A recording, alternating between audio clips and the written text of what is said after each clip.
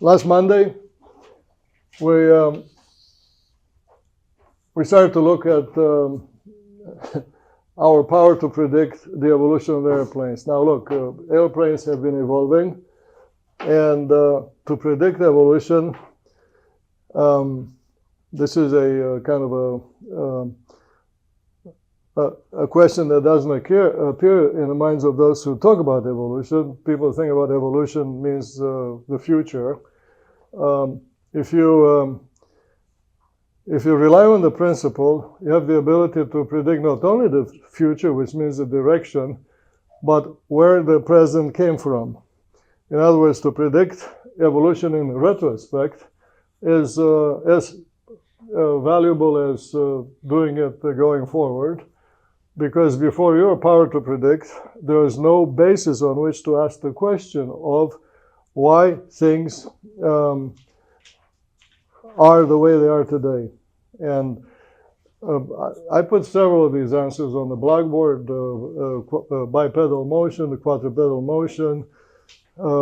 There are many, obviously, the cross sections of rivers and the dendrites in the lung. All these things have arrived to be present today out of a universal tendency, the tendency to acquire greater access to what flows, and to achieve that thanks to the presence of freedom to change.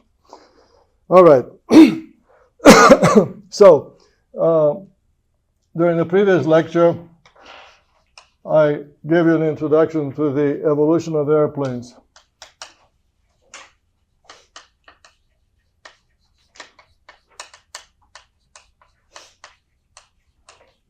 These are loaded structures that travel through space. We'll assume, of course, a constant speed, and the rest is towards simplicity. But this thing that flies has organs. Organs, meaning altogether they constitute the structure. So the summation of the organs and their position in the whole is the structure.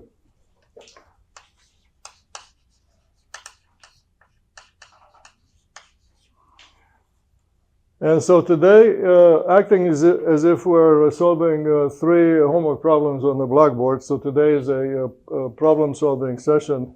If you want to, give me a good score that I also solve problems on the blackboard. You probably noticed that I'm solving problems every time I lecture, but but this time I do it overtly. The problems are how to predict for the airplane, the size of the fuel load.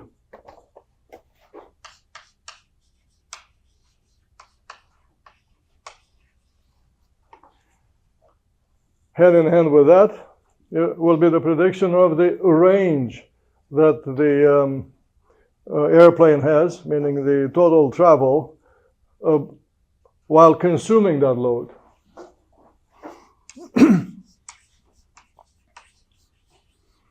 And third or second, I don't know the sequence in which I will have the feeling to present it, will be to predict the size of the engine, or the engines altogether. So engine.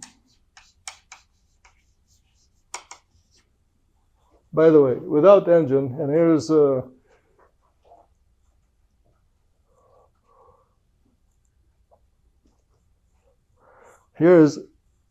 the real joke.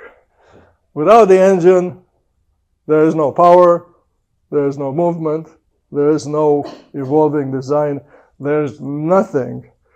Yet in science, which proclaims to be about figuring out why the environment is, the observable is the way it is, nothing is said about the engine until Sadi Carnot. And even he did not talk about the fact that the engine is natural. The whole globe is an engine. That's why everything on the globe is moving with design. So, and this is only the beginning of a diatribe in honor of the word, because even on this campus, engine as in engineering is a domain, the opinion of which is not sought. The ones who rule the campus are from the social sciences and the literature and these things. Just look at their CVs. Engineers are here on this, I did not call it plantation, on this, on this kind of separate encampment.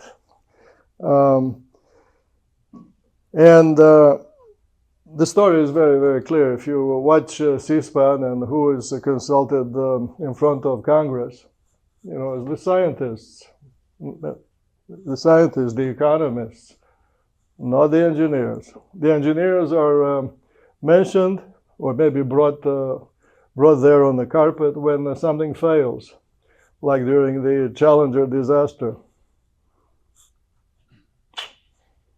Yeah. So you have a job to do to improve our image and communicate your ideas better. All right, so these are my objectives in today's lecture. Before I begin, everything that we'll have on the blackboard about these organs apply 100% to other things that move and are loaded, such as the animal body. Fuel load, that's the food intake from the point of view of the animal. Or if you want to think bigger, that is the amount of fat on the body of the goose that migrates from Alaska to New Zealand every year while not stopping. So should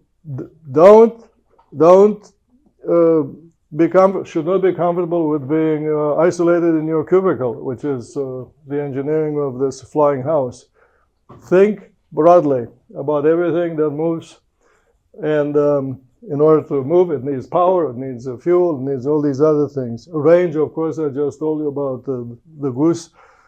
Engine means muscle mass.